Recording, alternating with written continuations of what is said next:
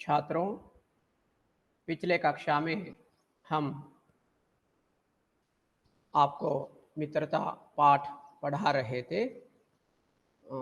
वह पाठ अभी थोड़ा बहुत बाकी है। इस कक्षा में उस पाठ को पूरा करने का कोशिश करूँगा। ठीक है, तो देखिए कहाँ तक हुआ है, एक बार याद करके वहाँ से आगे बढ़ेंगे। जैसा कि पिछले कक्षा में मित्रता नामक पाठ में लेखक रामचंद्र शुक्ल जी एक बात को समझा रहे थे कि आ, हम जिंदगी में ऐसा महसूस करेंगे कभी न कभी कि हमारे गलतियों को माफ़ करने वाले भी होना चाहिए और हमारे गलतियों को माफ़ होने वालों की ज़रूरत है और हम भी दूसरों की गलतियों को माफ़ करें, ऐसा हम महसूस करेंगे। और हम कई ठोकरें చెప్పు వంశీ, చేసావా నరేంద్ర? సార్ నరేంద్రకి చేసి సార్ ఫోన్ లిఫ్ట్ చేయలేదు. ఓకే ఓకే ఓకే ఓకే, సరే సరే. కాసింకి ఫోన్ చేసింటే ఫోన్ లేదు మొబైల్ వాటర్లో పడిందంట సార్. కాదు కాదు, కాసిం వాళ్ళు కంబైన్డ్ క్లాస్ కాదు, ఒక్కరోజు ఆ మధ్య కంబైన్డ్ తీసుకున్నాం, ఇప్పుడు ఏం లేదు, సరేనా? కాసిం హిందీ కదా సార్? హిందీనే, వాళ్ళు బిఏ వాళ్ళకి సపరేట్ క్లాసు, బీకామ్ సపరేటు. ఓ మీ సరే మీ సార్. క్లాస్లో నువ్వు నరేంద్ర అని వచ్చేది క్లాస్కి, ఓకేనా? Okay sir. మీరు సరే, నేను అదే ఇంతకుముందు క్లాసులో మిత్రతా పాఠం చెప్తూ ఉన్నా, ఇంక ఈ క్లాస్లో అయిపోతుంది, కొద్దిగా మిగిలింది, అది చూడండి ఒకసారి. సరే ఓకే, సార్. సరే వినండి. तो पिछले कक्षा में लेखक हमें बता रहे थे कि हमारे गलतियों को माफ़ करने वालों की ज़रूरत है और हम भी दूसरों की गलतियों को माफ़ करें, ऐसा समझा रहे हैं। और लेखक कहते हैं कि हम कई ठोकरें खाकर नम्रता और अधीनता का पाठ सीखते हैं। तो हम कई ठोकरें खाकर नम्रता और अधीनता का पाठ सीखते हैं, ऐसा भी बताते हैं लेखक कि हम जिंदगी में बहुत सारे मुश्किलों का सामना करते हैं, तो वो मुश्किल जो है एक ठोकरे के बराबर होते हैं ज़िंदगी में, जिससे हम कुछ सीखते हैं। क्या सीखते हैं? नम्रता और अधीनता। ठीक है, और ऐसे ही ज़िंदगी में इनके अतिरिक्त नम्रता, अधीनता, ये सीखने के साथ साथ हमको बहुत बड़े बड़े लाभ भी होते हैं ज़िंदगी में, ऐसा लेखक समझा रहे हैं. సో రచయిత ఇక్కడ మనకు ఏం చెబుతూ ఉన్నారు అంటే, జీవితంలో మనము ఎన్నో ఎదురు దెబ్బలు తిని వినయము, విధేయత, అధీనత, ఒకరి నియంత్రణలో ఒకరి పరిధిలో ఉండటము అనేటువంటివి, ఇవన్నీ కూడా మనం జీవితంలో నేర్చుకుంటాము. జీవితం మనకు నేర్పిస్తుంది. ఎన్నో చెంపదెబ్బలు కొట్టి, లేకుంటే ఎన్నో రకాల కష్టాలని పరీక్షల్లాగా పెట్టి, ఓకే, వాటి ద్వారా మనం రాటుదేలేలాగా జీవితంలో, ఓకే, ఆ కష్టాలని ఎదుర్కొంటూ ఆ కష్టాలని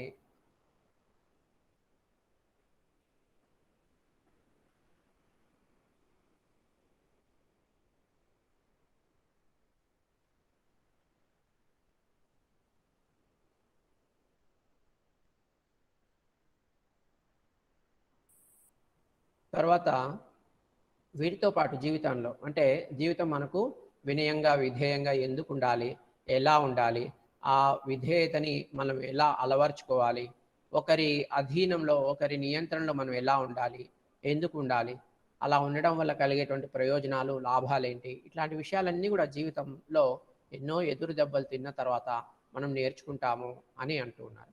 ఇంకా మనకు చాలా లాభాలు ఉంటాయి, ఇంకా పెద్ద పెద్ద ప్రయోజనాలు, లాభాలు ఈ జీవితం ద్వారా మనకి ఎన్నో కలుగుతాయన్నమాట.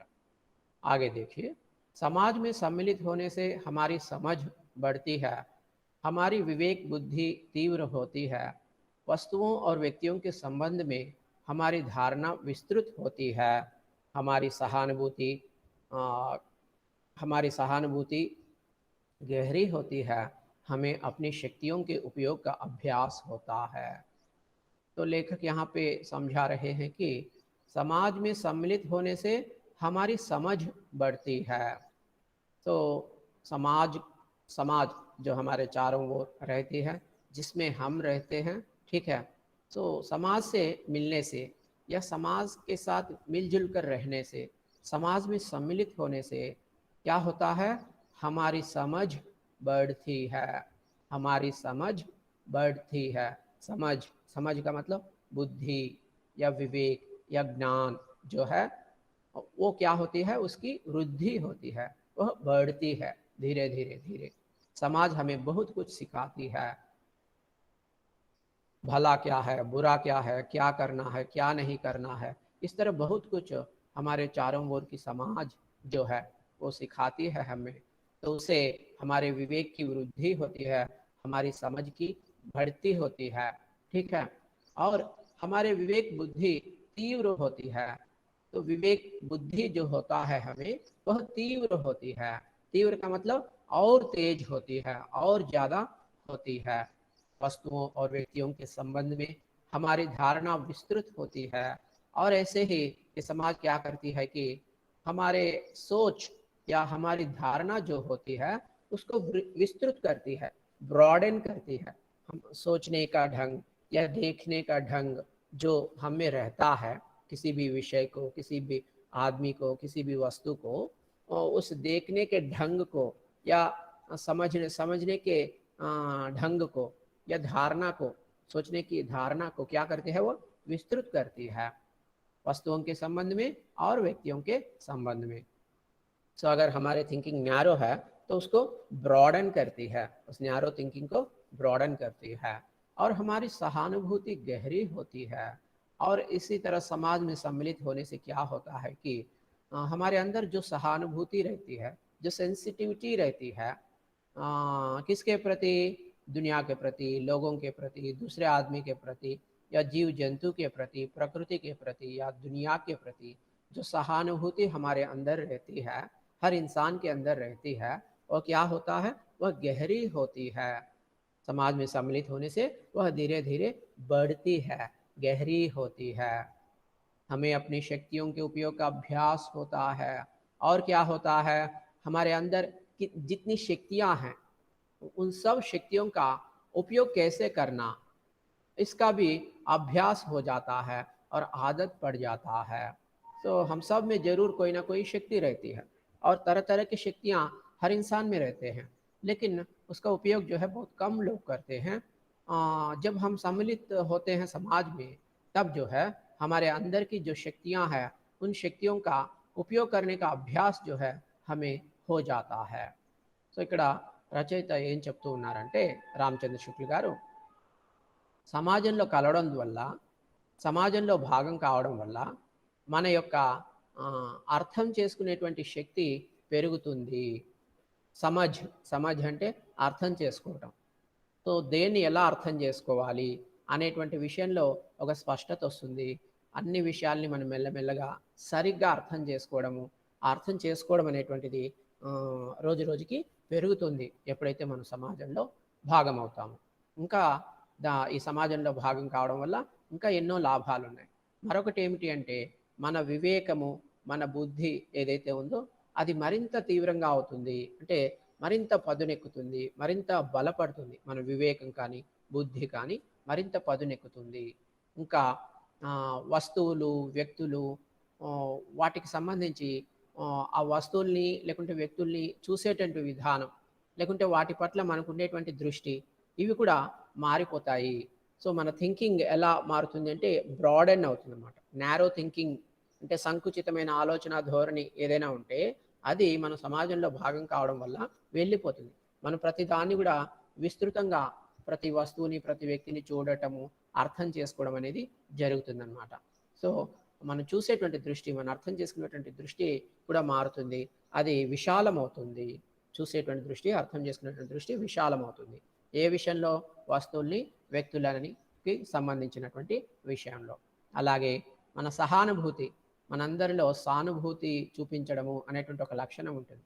మనలో ఉండేటువంటి జాలి, దయ, కరుణ అనేటువంటి సద్గుణాల వల్ల మనము పక్కవాడి పట్ల, ఎదుటివారి పట్ల, మన చుట్టూ ఉన్న సమాజం పట్ల, జంతువులు, పక్షులు, మూగజీవులు ఇటువంటి వాటి పట్ల కూడా అప్పుడప్పుడు మనము మానవత్వంతో సానుభూతి చూపించడం అనేది చేస్తాం. అంటే వాటి కష్టాలను చూసి, వాటి ఆకలిని చూసి, వాటి ఇబ్బందులను చూసి, మనుషులు కావచ్చు, జంతువులు కావచ్చు. ఓకే. సో ఆ విధంగా సానుభూతి అనేది మనలో ఉంటుంది. ఆ సానుభూతి ఏమవుతుందంటే మరింత లోతైన సానుభూతిగా మారుతుంది. మనం మరింత లోతుగా స్పందించడము, ఆలోచించడము, సానుభూతి చూపించడం అనేది అలవడుతుంది ఎప్పుడైతే మన సమాజంలో భాగమవుతామో. అలాగే మనలోని శక్తులు, మనలో ఉండేటువంటి శక్తులు ఉంటాయే, వాటిని ఉపయోగించుకోవడము. అంటే మనందరిలో, మనుషులందరిలో కూడా ఖచ్చితంగా ఎంతో కొంత శక్తి, ఏవో కొన్ని శక్తులు ఉంటాయన్నమాట. శక్తులు అంటే మాయల మంత్రాలు కాదు, ఏదైనా చేసేటువంటి, ఏదైనా సాధించేటువంటి శక్తి అనమాట. ఎంత అయినా సాధించగలడు, చేయగలడు అనేటువంటి శక్తి ప్రతి మనిషిలో కొన్ని సందర్భాల్లో బయటపడుతుంది ఉంటుంది, అది కొన్ని సందర్భాల్లో బయటపడుతుంది. సో మనలో ఉండేటువంటి శక్తులు ఏవైతే ఉన్నాయో, ఎనర్జీస్ ఏవైతే ఉన్నాయో, వాటిని ఉపయోగించుకోవడము అనేటువంటిది మనలో చాలామందికి తెలియదు. ఓకే. సో అది ఎప్పుడు తెలుస్తుంది అంటే మనం సమాజంలో భాగమైనప్పుడు, సమాజంలో సమ్మిళితమైనప్పుడు ఆ సమాజం చెబుతుంది, నీలో ఈ టాలెంట్ ఉంది, నీలో ఈ శక్తి ఉంది, దీన్ని ఉపయోగించుకో అని సమాజం మనకి చెబుతుందన్నమాట. సో మెల్లగా మనము మనలో దాగి ఉన్న శక్తిని బయటికి తీసి దాన్ని ఉపయోగించుకోవడం అనేటువంటిది మనకు అభ్యాసం అవుతుంది, అంటే అలవాటు అవుతుంది. దాన్ని ఉపయోగించుకోవడం మొదలు పెట్టే కొద్దీ అది ఒక సాధనలాగా, అభ్యాసంలాగా అయి చివరికి అది ఒక అలవాటులాగా అయిపోతుంది. ఓకే. आगे देखिए। समाज एक परेड है जहां हम चढ़ाई करना सीखते हैं, अपने साथियों के साथ साथ मिलकर बढ़ना और आज्ञा पालन करना सीखते हैं। इनमें से और बातें हम सीखते हैं। समाज एक परेड है जहां हम चढ़ाई करना सीखते हैं। तो देखिए लेखक यहाँ पे बता रहे हैं कि हम इस समाज से चढ़ाई करना सीखते हैं। चढ़ाई, चढ़ाई करना का मतलब है क्लाइंबिंग, एकड़म। ओके। समाज सिखाती है हमें कैसे हम जिंदगी में ऊपर चढ़े या आगे बढ़े, क्योंकि समाज क्या है, समाज एक परेड है, एक परेड है। नहीं तो आप परेड की जगह पेड़ मान लीजिए। ये समाज जो है एक पेड़ है, और ये पेड़ क्या करती है, हमें कैसे चढ़ना है वो सिखाती है। ठीक है। अपने साथियों के साथ साथ मिलकर बढ़ना और आज्ञा पालन करना सीखते हैं। और क्या सिखाती है ये समाज, और ये भी सिखाती है ये समाज कि हम अपने दोस्तों के साथ, अपने साथियों के साथ मिलकर बढ़े, कैसे हम दोस्तों के साथ मिलजुल कर आगे बढ़े, जिंदगी में आगे बढ़े, वो भी सिखाती है ये समाज। और कैसे हम अपने साथियों के साथ मिलजुल कर किसी के आज्ञा का पालन करें, आज्ञा का पालन करना हम सीख सकते हैं, और दोस्तों के साथ मिलजुल कर आगे बढ़ना सीख सकते हैं, और ऐसे ही चढ़ना, ज़िंदगी में चढ़ना भी सीख सकते हैं। ये सब जो है समाज रूपी पेड़ जो है हमें सिखाती है। इससे भी बढ़कर और बातें हम सीखते हैं। तो केवल यही नहीं है चढ़ना या आगे बढ़ना या आज्ञा का पालन करना, यही नहीं, और बहुत सारी बातें हैं जो ये समाज हमको सिखाती हैं। ठीक है। और इस समाज से हम सीखते हैं। సో ఈ జీవితము, ఈ సమాజం అనేటువంటిది ఒక చెట్టు లాంటిది, ఒక పెద్ద వృక్షం లాంటిది. సో సమాజం అనేటువంటి ఈ వృక్షము మనకి ఏం నేర్పిస్తుందంటే ఎక్కడం నేర్పిస్తుంది. చెట్టు ఎక్కడం అంటే జీవితంలో, చెట్టు ఎక్కడం అంటే ఇక్కడ జీవితంలో పైకి ఎదగడం ఎలా అనేటువంటిది ఇక్కడ ఈ సమాజం అనేటువంటి వృక్షం మనకు నేర్పిస్తుంది.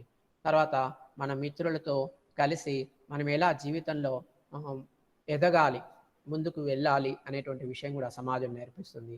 అలాగే మనము ఎలా ఆజ్ఞలను శిరసావహించాలి, ఎవరి ఆజ్ఞలనైనా మనం ఎలా శిరసావహించాలి, ఎవరైనా ఆజ్ఞాపిస్తే ఆజ్ఞానుసారం మనం ఎలా నడుచుకోవాలి, ఇటువంటివి కూడా ఈ సమాజం మనకు నేర్పిస్తుంది.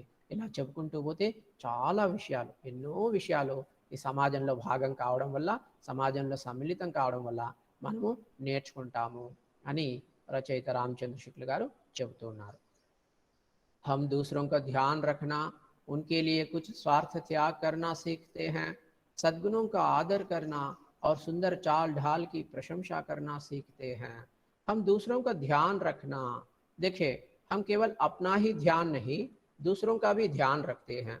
मतलब ख्याल करना, ख्याल रखना या ख्याल करना करके कहते हैं ना, सो अपना ख्याल तो सब करते हैं, लेकिन हम अपने ख्याल से दूसरों का ख्याल भी करते हैं, दूसरों का ध्यान भी रखते हैं, दूसरों की परवाह भी करते हैं, दूसरों के तबीयत के बारे में सोचते हैं, दूसरों के पेट के बारे में सोचते हैं, दूसरों के आंसू के बारे में सोचते हैं।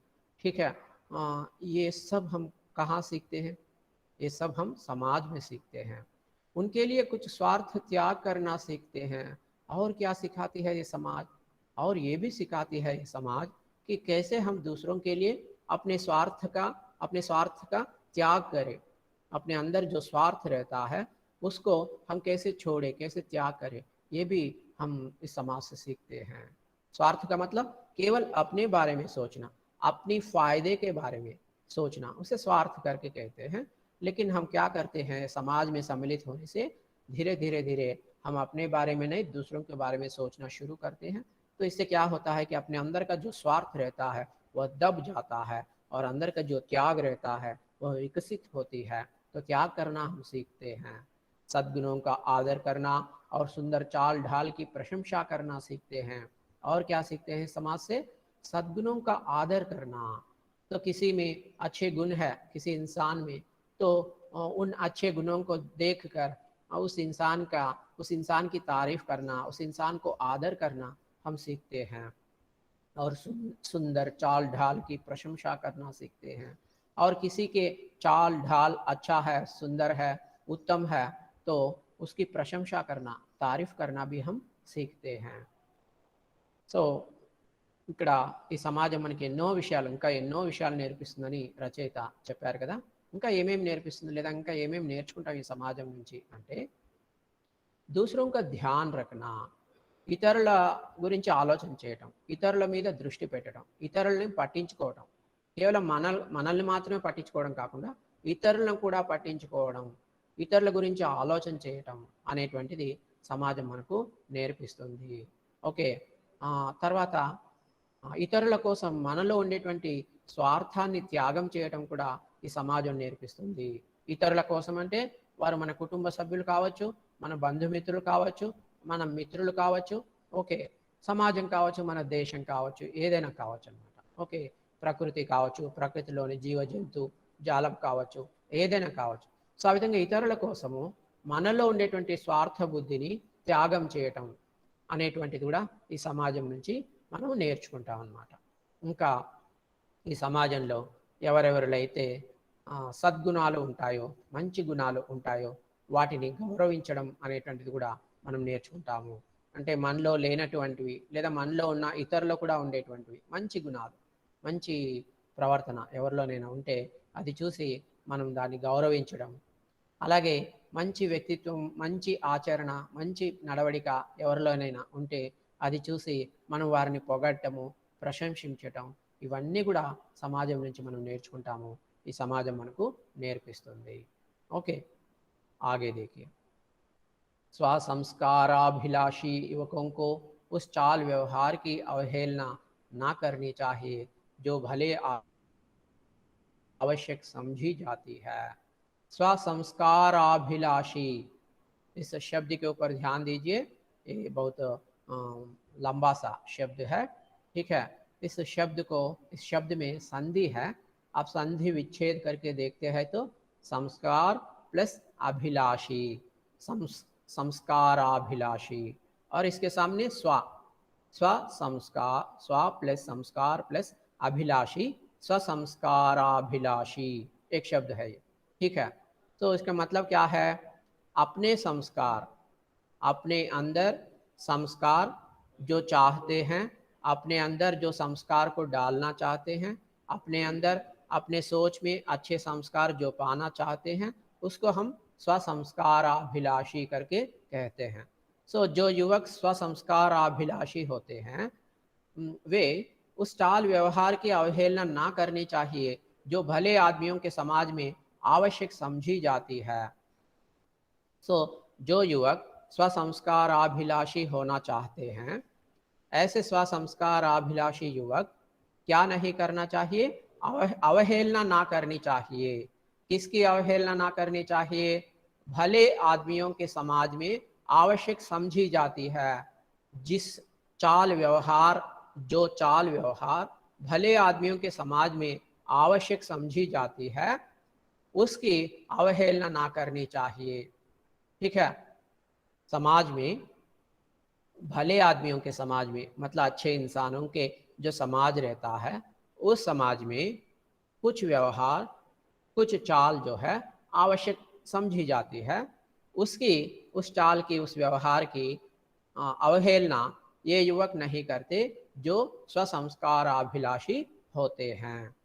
तो ఇక్కడ రచయిత ఏం చెప్తూ ఉన్నారు అని అంటే ఏ యువకులైతే స్వసంస్కారాభిలాషిలు అయి ఉంటారో వారు మంచి వారితో కూడినటువంటి సమాజంలో మంచి మనుషుల సమాజంలో ఏ నడవడిక ఏ వ్యవహారం అయితే అవసరమో ఆ నడవడిక ఆ వ్యవహారాన్ని వీరు అవహేళన చేయరు, ఎగతాళి చేయరు. ఎవరు? ఏ యువకులైతే స్వసంస్కారాభిలాషి అయి ఉంటారో.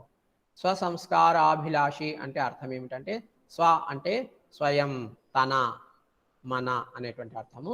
సంస్కారము అంటే మీకు తెలుసు, అభిలాషి అంటే కోరుకోవటం. నేను సంస్కారవంతుడిగా ఉండాలి, నాలో సంస్కారం ఉండాలి, నేను మంచి సంస్కారం కలిగిన వ్యక్తిని కావాలి అనేటువంటి కోరిక కలిగినటువంటి యువకులు ఎవరైతే ఉంటారో వారు ఎగతాళి చేయరు, అవహేళన చేయరు. దేన్ని? నడవడికని, వ్యవహారాన్ని. ఎటువంటి నడవడికని? మనుషుల సమాజంలో ఎటువంటి నడవడిక అయితే అవసరమవుతుందో, ఎటువంటి వ్యవహారం అవసరమవుతుందో దాన్ని. ఓకే, आगे देखिए। बड़ों के प्रति सम्मान और सरलता का व्यवहार, बराबर वालों से प्रसन्नता का व्यवहार और छोटों के प्रति कोमलता का व्यवहार, भले मानुषों के लक्षण, सुडौल और सुंदर वस्तु को देखकर हम सब लोग प्रसन्न होते हैं। तो बड़ों के प्रति सम्मान और सरलता का व्यवहार,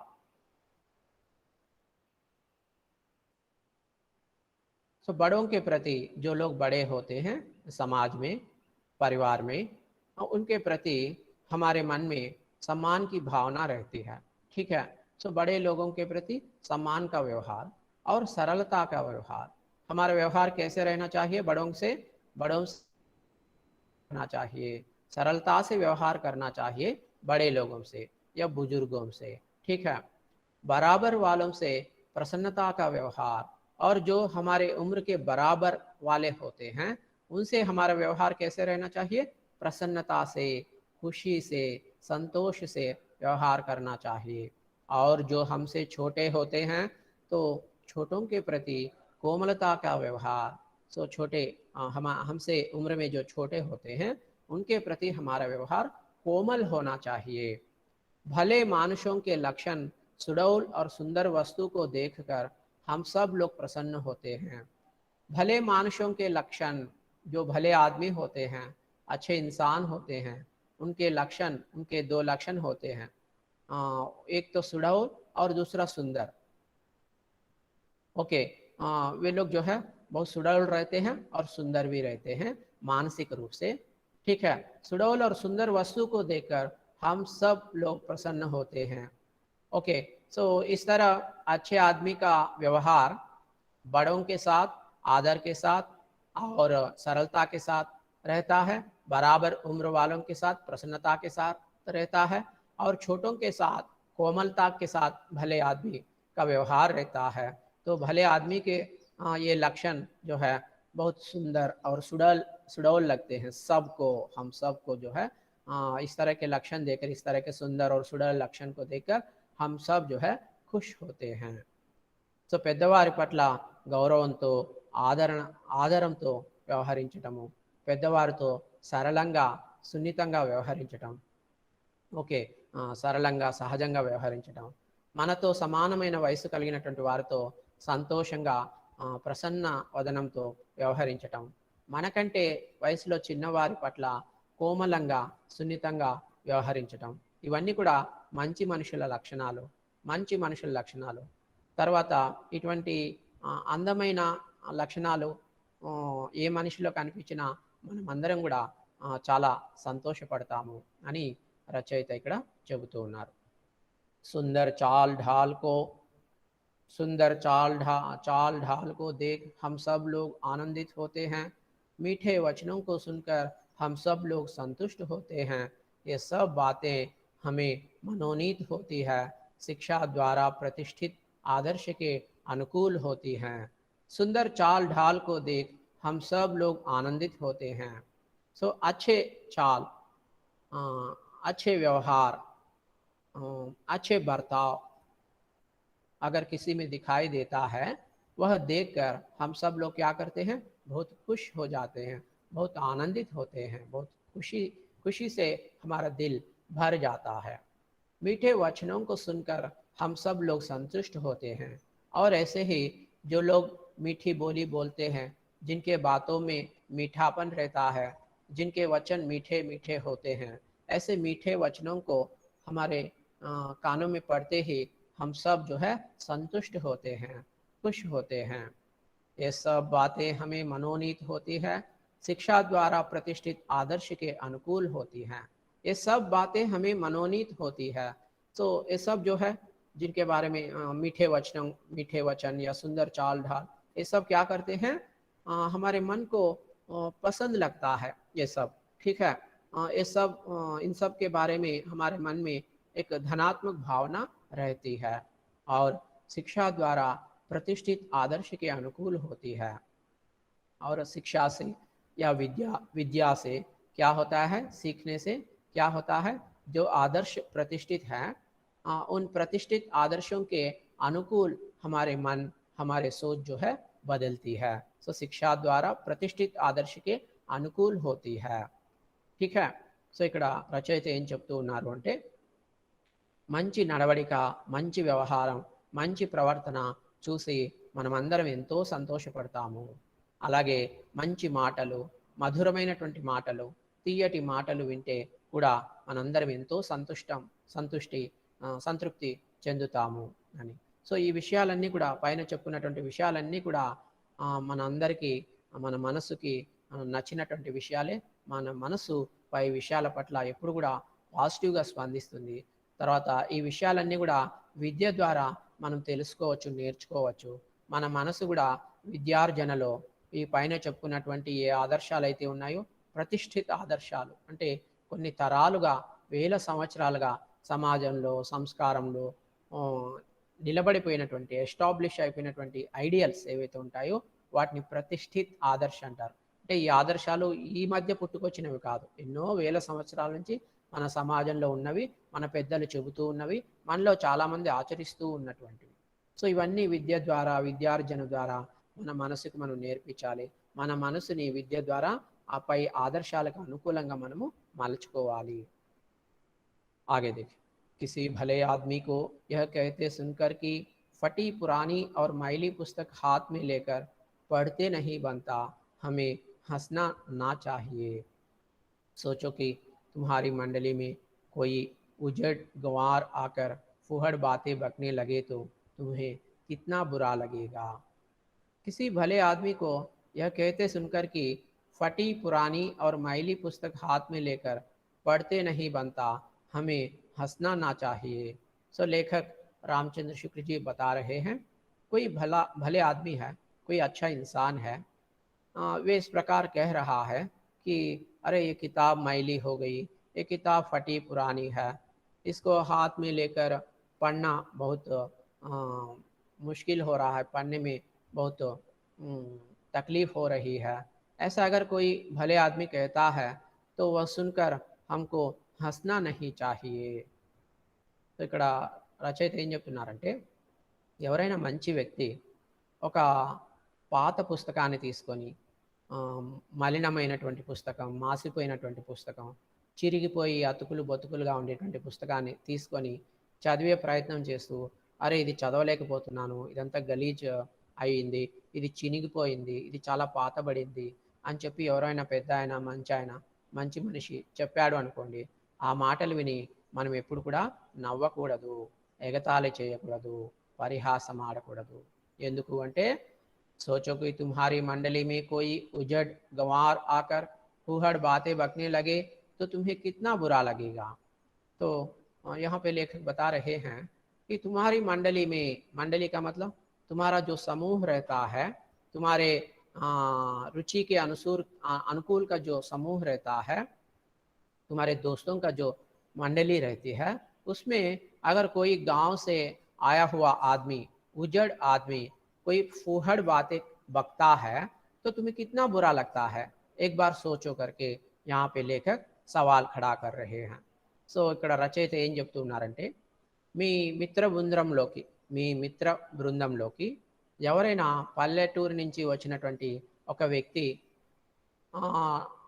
తన నోటి వెంట గలీజి మాటలు పలికి, అంటే తన నోటి నుంచి చెడ్డ మాటలు పలకడం ద్వారా, మాట్లాడడం ద్వారా ఓకే మిమ్మల్ని ఎంత ఇబ్బంది పెడతారో మీరు ఒకసారి ఆలోచన చేయండి. ఎవరైనా మీ ఫ్రెండ్ సర్కిల్లో ఈ విధంగా పల్లెల నుంచే వచ్చినటువంటి వ్యక్తులు ఏదంటే అది మాట్లాడడం, చెడ్డ మాటలు మాట్లాడడం, అటువంటివన్నీ చేస్తే మీకు ఎంత ఇబ్బందికరంగా ఉంటుంది, మీరు ఎంత బాధపడతారో, మీకు ఎంత చెడుగా అనిపిస్తుందో ఒకసారి ఆలోచన చేయండి అని చెప్పి అంటున్నారు. तो देखिए इससे यह मित्रता पाठ जो है पूरा हुआ है. ये बहुत लंबा सा निबंध है, ठीक है. तो एक बार इस निबंध में लेखक हमको क्या समझाए हैं संक्षिप्त रूप से एक बार हम देखेंगे. जो इसके पहले वाले कक्षा को नहीं आए हैं उनके लिए संक्षिप्त रूप से इस पाठ का सारांश जो आपके पाठ के शुरुआत में पाठ्य पुस्तक में ही है वो संक्षिप्त रूप से समझाने का कोशिश करूँगा. సో ఇప్పటి వరకు మనము మిత్రత అనేటువంటి ఈ నిబంధ గురించి చూసాము. ఇప్పుడు మొత్తం టోటల్ పాఠం దాదాపు 7-8 క్లాసుల్లో ఈ పాఠం చెప్పాను. ఈ పాఠం యొక్క సారాంశాన్ని సంక్షిప్తంగా మీ టెక్స్ట్ బుక్లో పాఠం మొదట్లోనే ఇచ్చారనమాట. దాన్ని ఒక్కసారి రివిజన్ లాగా, రివైండ్ లాగా మనం చెప్పుకుంటే దాంతో ఈ పాఠం పూర్తి అవుతుంది. సో ఏముంది చూడండి, మీ టెక్స్ట్ బుక్లో లేఖక పరిచయ అయిపోతానే ఇది మొదలవుతుంది. ఏముంది అంటే చూడండి, పాఠం గురించి మీరు చదువుకోబోయే పాఠంలో ఈ విషయాలు చదువుకోబోతారు, ఇలా ఉన్నాయి అని చెప్పి బ్రీఫ్గా ఇచ్చారనమాట. ఏంటి అంటే प्रस्तुत निबंध मित्रता में मित्रता क्या है, मित्र का महत्व क्या है, प्रमुख रूप से दर्शाया गया है. सो इस पाठ में मित्रता नामक इस निबंध में लेखक रामचंद्र शुक्ल जी क्या किए हैं, मित्रता क्या है, मित्र का महत्व क्या है, प्रमुख रूप से दर्शाया गया है. मतलब दोस्ती का मतलब क्या है, दोस्ती क्या है और दोस्ती का क्या महत्व है ज़िंदगी में. सो इन सब बातों को समझाने का ప్రయాస్ जो है इस निबंध में लेखक किए हैं. ఈ వ్యాసంలో రచయిత రామచంద్ర శుక్ల గారు ఏం చేశారు అంటే స్నేహం అంటే ఏంటి, స్నేహం యొక్క గొప్పదనం ఏంటి, స్నేహం యొక్క ప్రాముఖ్యత ఏంటి మొదలగు విషయాలన్నింటినీ కూడా తన వ్యాసంలో చిత్రీకరించేటువంటి ప్రయత్నం చేశారు. मनुष्य सामाजिक प्राणी है, परिवार में रहते हुए भी उसे दूसरे लोगों के सांगत्य की जरूरत होती है.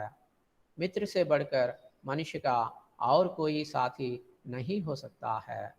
तो देखिए समाज में जितने भी इंसान हैं तो इंसान सब जो है सामाजिक प्राणी है. आप सुने ही होंगे अरस्तु के एक प्रसिद्ध बात है, क्या है वो, इंसान या मनुष्य जो है सामाजिक प्राणी है. यह अरस्तु के ప్రసిద్ధ బాత్ హై. అరిస్టాటిల్ యొక్క చాలా ఫేమస్ కొటేషన్ ఇది. మనిషి సామాజిక ప్రాణి, man is a social animal అని చెప్పి అరిస్టాటిల్ చెప్పడం జరిగిందనమాట. ఈ విషయం మీకు తెలుసు.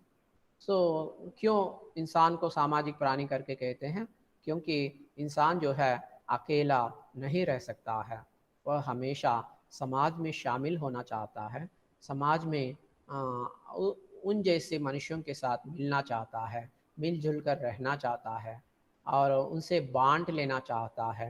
अपने पास जो भी रहता है, चाहे वो दुख हो, खुश हो, सुख हो, या वस्तु हो, या धन हो, या खाद्य पदार्थ हो, कुछ भी हो. और ऐसे ही इंसान जो है, इंसान के लिए परिवार रहता ही है, फिर भी वे दूसरे लोगों के साथ, दूसरे लोगों के दोस्ती को या సాంగత్య को జరూరీ మాన్తా హై. ठीक है. సో ఇక్కడ రచయిత ఏం చెప్తున్నారంటే మనిషి ఒక సామాజిక జీవి. సో సామాజిక జీవి అని మనకి అరిస్టాటిల్ చెప్పారు. ఆ విషయాన్ని ఇక్కడ లేఖక్ రామచంద్ర శుక్ల గారు చెప్తున్నారు. మనమందరం మన కుటుంబంలో భాగంగా ఉంటాము, మనందరికీ కుటుంబాలు ఉంటాయి. అయినప్పటికీ కూడా మనము ఇతరుల సహవాసాన్ని, స్నేహాన్ని, సాంగత్యాన్ని కోరుకుంటాము. ఇతరుల యొక్క సహవాసము, సాంగత్యము అనేటువంటిది చాలా అవసరమని మనం అందరము భావిస్తాము. తర్వాత స్నేహితుల కంటే గొప్పవారు లేదా మించినటువంటి వారు మనుషులకి వేరే తోడు ఏది లేదు. సో మనుషులకి ఎన్నో రకాల సహవాసాలు లేదా తోడులు ఉన్నప్పటికీ అందులో మెయిన్ స్నేహితులు అనేటువంటి వారు ఎవరైతే ఉంటారో వాళ్ళందరికంటే గొప్ప తోడుగా ఉంటారు. మిగతా అన్నిటికంటే కూడా, అంటే కుటుంబం కంటే, ఆస్తిపాస్తుల కంటే, వస్తువుల కంటే, వీటన్నిటికంటే కూడా మంచి తోడుగా, గొప్ప తోడుగా నిలబడేటువంటి వారు స్నేహితులు. సో స్నేహితుల కంటే మించి మనిషికి ఏది ఉండదు. సో दोस्त से बढ़कर इंसान के लिए और कुछ या और कोई साथी नहीं होता है इस दुनिया में, ऐसा यहाँ पे लेखक हमें समझा रहे हैं.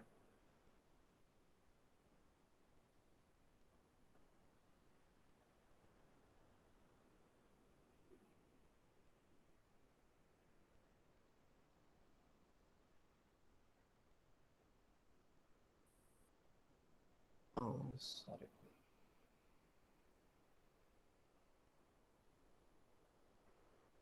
और देखिए मनुष्य के जीवन में बचपन से लेकर बुढ़ापे तक मित्र बनाए जाते हैं. शुक्ल जी का विचार है कि मित्र को चुनते समय सावधान रहना चाहिए. तो लेखक और इस निबंध में बताते हैं या समझाते हैं कि बचपन से लेकर बुढ़ापे तक मित्र बनाए जाते हैं. ठीक है, हम जब बच्चे जैसे रहते हैं तब से लेकर, मतलब बचपन से लेकर बुढ़ापे तक, जब हम बूढ़ा हो जाते हैं तब तक. सो बचपन से लेकर बुढ़ापे तक क्या होता है, बुढ़ापे तक हम मित्र बनाए जाते हैं. हम दोस्तों को बनाते हैं, हमको मित्र बनते हैं बहुत सारे आदमी. जब हम छोटे बच्चे रहते हैं तब भी हमको मित्र होते हैं, और धीरे धीरे धीरे उम्र के साथ हम बूढ़े बन जाते हैं. तब तक हमको कभी ना कभी कोई ना कोई दोस्त बनता है, दोस्त होता है. ठीक है. शुक्ल जी का विचार है कि మిత్ర को चुनते समय సావధాన్ रहना चाहिए. సో ఇక్కడ రచయిత ఏం చెప్తున్నారంటే, మనం అందరం కూడా మనందరికీ జీవితంలో బాల్యం నుంచి వృద్ధాప్యం వరకు ఎంతోమంది స్నేహితులు ఏర్పడతారు.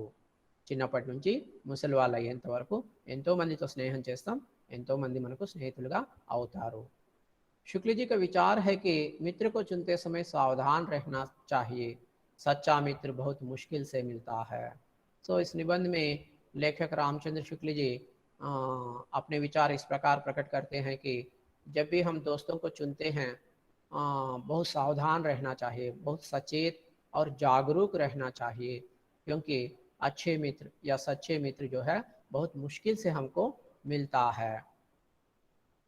మనకి రచయిత ఈ వ్యాసంలో ఏం చెబుతూ ఉన్నారంటే, స్నేహితుల్ని ఎన్నుకునేటప్పుడు, స్నేహం చేసేటప్పుడు మనం చాలా జాగ్రత్తగా ఉండాలి, ఎంతో జాగరూకతతో వ్యవహరించాలి. ఎందుకు అంటే మంచి మిత్రులు ఎంతో అతి కష్టం మీద మంచి స్నేహితులు అనేటువంటి వారు లభిస్తారు. जिसको सच्चा मित्र मिलता उसका जीवन धन्य बन जाता. शुक्ल जी उपदेश देते हैं कि किशोरों को उचित है कि मित्र बनाने से पहले व्यक्ति की अच्छी प्रकार से परीक्षा कर लें. जिसको सच्चा मित्र मिलता उसका जीवन धन्य बन जाता है. तो लेखक बता रहे हैं कि जिस आदमी को एक अच्छा सा मित्र या सच्चा मित्र मिल जाता है, उस आदमी की ज़िंदगी जो है धन्य हो जाती है, उस आदमी की ज़िंदगी जो है सार्थक बन जाती है. तो ఎవరికైతే మంచి మిత్రుడు, నిజమైనటువంటి మిత్రుడు లభిస్తారో వారి జీవితం ధన్యమైనట్టే అని రచయిత చెబుతూ ఉన్నారు. शुक्ल जी उपदेश देते हैं कि किशोरों को उचित है कि मित्र बनाने से पहले व्यक्ति की अच्छी प्रकार से परीक्षा कर ले. तो शुक्ल जी ఇంకా ఈ వ్యాసంలో మనకి ఏం సందేశం ఇస్తారు అంటే, కిషోర్ అంటే యవ్వనం, కిషోరావస్థ అని చెప్పి అంటారు. అంటే యవ్వనంలో ఏది సముచితము అంటే, స్నేహం చేసేటప్పుడు, స్నేహితుల్ని ఎన్నుకునేటప్పుడు మనము చాలా జాగ్రత్తగా అన్నీ పరీక్షించి చూసి ఏరి కోరి మంచి వ్యక్తులతో స్నేహం చేయాలి అని చెప్పి చెబుతూ ఉన్నారు. సో ఎవరితో అంటే వారితో చేయకూడదు, చేసేటప్పుడు చాలా జాగరూకతతో వ్యవహరించాలి. ఓకే, పరీక్షించాలి స్నేహితుల్ని. వీరిలో మంచి లక్షణాలు ఉన్నాయా, వీరి స్నేహం నా వ్యక్తిత్వానికి, నా మనస్తత్వానికి, నా భవిష్యత్తుకి దోహదకారి అవుతుందా లేదా అనేటువంటి విషయాలన్నిటి కూడా పరీక్షించి చూసి మనం అటువంటి వారితో స్నేహం చేయాలి. ముఖ్యంగా కిషోరావస్థమే యవ్వనంలో అని ఈ వ్యాసంలో रचयित मन को संदेश इस्तुन्नारु. तो लेखक बता रहे हैं कि यौवन में क्या उचित है, यौवन में हम किससे दोस्ती करना चाहिए, या जिससे दोस्ती करना चाहते हैं उसकी परीक्षा लेनी चाहिए, उसमें क्या अच्छे गुण है कि नहीं, उससे दोस्ती करने से क्या तुम अपनी ज़िंदगी में आगे बढ़ोगे कि नहीं। इस तरह दोस्त की परीक्षा अच्छी तरह कर लेना चाहिए और उससे दोस्ती करना चाहिए। ऐसे उपदेश जो है लेखक हमें देते हैं। जिससे जीवन सुखी रहे और मित्रता जीवन भर चल सके। तो जिनसे हम दोस्ती करते हैं उनसे हमारे ज़िंदगी जो है सुखी से रहना चाहिए, और वह दोस्ती जो है ज़िंदगी भर निभाना चाहिए, ज़िंदगी भर रहना चाहिए। ठीक है, సో మనము పైన చెప్పుకున్నామే అటువంటి బాగా పరీక్షించి స్నేహితుల్ని ఎన్నుకొని స్నేహం చేస్తే దాని ద్వారా ఏమవుతుందంటే మన జీవితం అంతా సుఖమయంగా సంతోషంగా గడిచిపోతుంది. తర్వాత అటువంటి స్నేహము 10 కాలాల పాటు జీవితంలో చిరస్థాయిగా నిలిచిపోతుంది లేదా నిలబడి ఉంటుంది.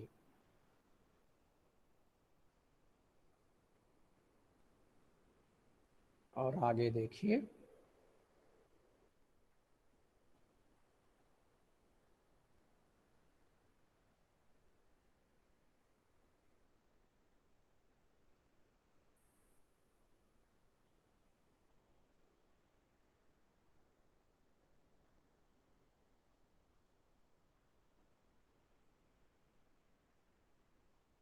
मनुष्य सामाजिक प्राणी है, अतः बालकपन से वृद्धावस्था तक वह अपने लिए संगति खोजता रहता है।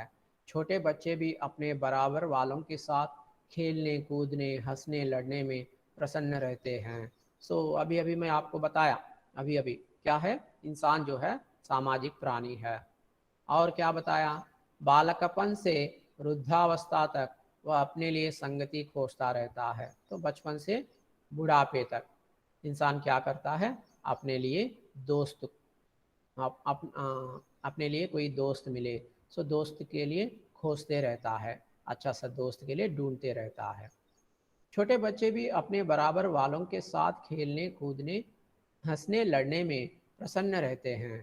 तो छोटे छोटे बच्चे भी खुश रहते हैं। कब खुश रहते हैं, खेलने कूदने में, अपने ही उम्र वाले बच्चों के साथ खेलने में कूदने में हंसने में लड़ने में। वे क्या क्या कैसे रहते हैं, ये सब करके अपने ही बराबर उम्र वालों के साथ खेल कर कूद कर हंस कर लड़कर बहुत खुश हो जाते हैं और खुशी से रहते हैं छोटे छोटे बच्चे। చిన్న చిన్న పిల్లలు కూడా తమ సమవయస్కుల తమతో సమానమైన వయసు కలిగినటువంటి పిల్లలతో ఆడుతూ పాడుతూ ఎగురుతూ దుంకుతూ నవ్వుతూ కొట్లాడుతూ చాలా సంతోషంగా ఉంటారు। किशोरों पर यह संगति मित्रता बनकर आती है। स्कूल के जितने मित्र बन जाते हैं वे सदा बने ही नहीं रहते। కిషోరం पर यह संगति मित्रता बनकर आती है। సో బాల్యంలో మనతో ఆడుకున్న వాళ్ళు, ఎగిరి దుంకిన వాళ్ళు, నవ్విన వాళ్ళు, కొట్లాడిన వాళ్ళు ఎవరైతే ఉంటారో అటువంటి పనులు యవ్వనంలో ఎవరైతే మనతో చేస్తారో వారిని మనం స్నేహితులుగా భావించడము, దాన్ని స్నేహంగా భావించడం అనేది మనం చూస్తాం అన్నమాట। सो किशोरों पर का मतलब जो युवा पीढ़ी रहते हैं, युवक या युवती, उन पर इस संगति मित्रता बनकर आती है।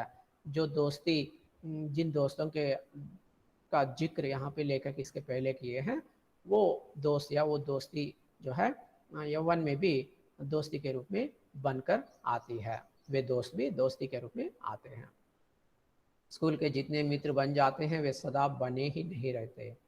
तो यहाँ पे लेखक बता रहे हैं कि जब हम पाठशाला में या विद्यालय में पढ़ाई करते हैं तब तो हमें कुछ लोग जो है मित्र बनते हैं, लेकिन वे मित्र जो है सदा बने ही नहीं रहते, वे सदा नहीं रहते, ज़िंदगी के आखिरी सांस तक उनके साथ दोस्ती निभाना जो है मुश्किल होता है, वे दोस्त के रूप में ज़िंदगी भर नहीं रहते. సో రచయిత ఏం చెప్తూ ఉన్నారంటే స్కూల్కి వెళ్ళే వయసులో మనకు కొద్దిమంది పిల్లలతో స్నేహం అనేది ఏర్పడుతుంది. అయితే ఆ స్నేహం అనేటువంటిది ఎల్లకాలము నిలిచి ఉండదు అని చెప్పి అంటూ ఉన్నారు. धीरे धीरे मनुष्य सोचने लगता है कि मित्रता केवल ऐसे लोगों से रहनी चाहिए जिनसे हमको ऊंचा उठने में सहायता मिल सकती है. सो धीरे धीरे धीरे आदमी जब बच्चा से युवक बनता है और युवक से अ, मध्य वयस्क बनता है और मध्य वयस्क से लेकर बूढ़ा बनता है, तो इस तरह उम्र बढ़ते बढ़ते आदमी की सोच में बदलाव आता है और आदमी ऐसा सोचता है कि दोस्त केवल दोस्ती जो है केवल ऐसे लोगों से करें जिनसे हम अपनी ज़िंदगी में ऊंचे हद तक पहुँचे या ऊंचे मंजिल हासिल करें, ऊंचाई तक पहुँचने में जिनकी दोस्ती से हमको मदद मिले. इस तरह का सोच जो है हमको आती है. సో వయసు పెరిగే కొద్దీ మనిషి యొక్క ఆలోచన విధానం ఏ విధంగా మారుతుంది అని అంటే స్నేహము స్నేహాలు ఎలా ఉండాలి, స్నేహితులు ఎలా ఉండాలి అనే విషయంలో. సో స్నేహం ఎలా ఉండాలి అంటే ఏ స్నేహం అయితే జీవితంలో మనము ఉన్నత స్థాయికి చేరుకోవడానికి సహాయ సహకారిగా ఉంటుందో అటువంటి స్నేహము చాలా అవసరము అని చెప్పి మనం మెల్లమెల్లగా ఆలోచించడం మొదలు పెడతాము. परंतु कुछ युवक जीवन के लक्ष्य को भूल जाते हैं और लक्ष्यहीन मित्रों के साथ अपने जीवन को भी मिट्टी में मिला देते हैं. लेकिन हर इंसान, हर युवक ऐसा नहीं सोचता है. ठीक है, कुछ इंसान ऐसा सोचते हैं कि ज़िंदगी का कोई लक्ष्य ही नहीं है, कोई अच्छा सा लक्ष्य जो है ज़िंदगी में नहीं है. और जो जिस इंसान में कोई लक्ष्य, अच्छा सा लक्ष्य नहीं रहता है, जो लक्ष्यहीन होकर घूमते फिरते रहते हैं, ऐसे लोगों के साथ दोस्ती करना और अपनी ज़िंदगी को खुद अपने हाथों से बर्बाद करना, ऐसा कुछ युवक या लोग जो है करते हैं. కొద్దిమంది యువకులు తమ జీవితంలో అసలు జీవితానికి ఉన్న పరమార్థం ఏంటి, జీవితానికి ఏదైనా లక్ష్యం ఉండాలి అనేటువంటి విషయాలన్నింటినీ మర్చిపోతారు. ఏమాత్రం ఎటువంటి లక్ష్యము లేకుండా గాలికి తిరుగుతూ ఉండేటువంటి లక్ష్యహీనులైనటువంటి మిత్రులతో స్నేహం చేసి తమ జీవితాన్ని తామే చేతులారా మట్టిపాలు చేసుకుంటారు అని చెప్పి రచయిత చెబుతూ ఉన్నారు. तो इसके इसलिए जिस आयु में मित्र बनाना प्रारंभ होता है, उस आयु में यदि किसी हितैषी की सहायता मिल सके तो भविष्य उज्जवल बना रहता है. तो इसीलिए यहाँ पे लेखक बता रहे हैं कि जिस उम्र में दोस्तों को बनाना शुरू करते हैं हम, उस उम्र से अगर कोई हितैषी, हमारे हमारे भला को चाहने वाले आदमी का मदद हमको मिलता है तो क्या होता है, उससे उससे हमारा भविष्य जो है उज्जवल बन जाता है.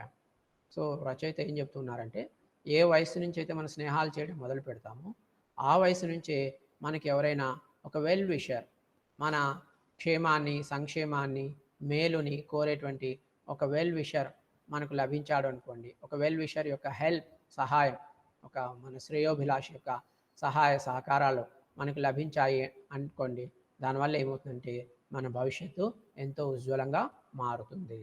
वह किशोर अवस्था है जिसमें भविष्य के बीज जमते हैं, इसी अवस्था में मित्रता भी चमकती है.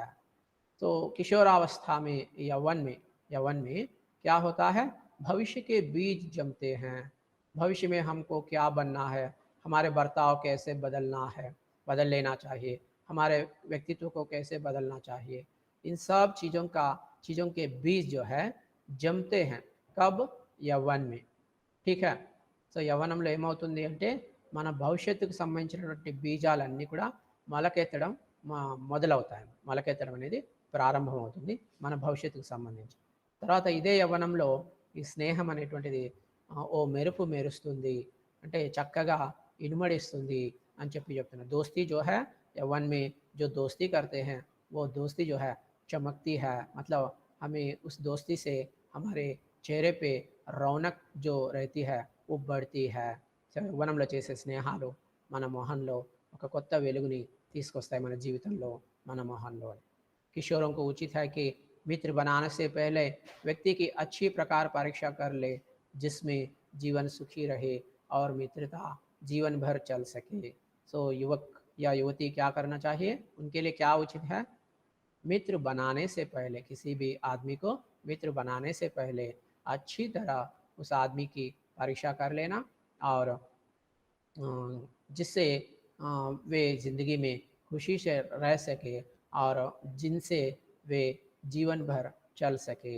సో అందువల్ల యువతి యువకులకి ఏది ఉచితము అని అంటే, వారు ఎవరితోనైనా స్నేహం చేసేటప్పుడు ఆ మనిషి గురించి బాగా తెలుసుకోవాలి, వారిని చక్కగా పరీక్షించాలి, పరీక్షించి వారి ప్రవర్తన, వారి ఆలోచనలు, వారి లక్ష్యాలు ఇవన్నీ కూడా చక్కగా పరీక్షించి తెలుసుకొని తమ జీవితాన్ని సుఖమయంగా మలుచుకోవాలి. అటువంటి వారితో జీవితాంతము స్నేహాన్ని కొనసాగించాలి అని చెప్పి రచయిత రామచంద్ర శుక్ల గారు ఈ పాఠంలో చెప్పారు. तो इसके साथ यह पाठ जो है पूरा हुआ है.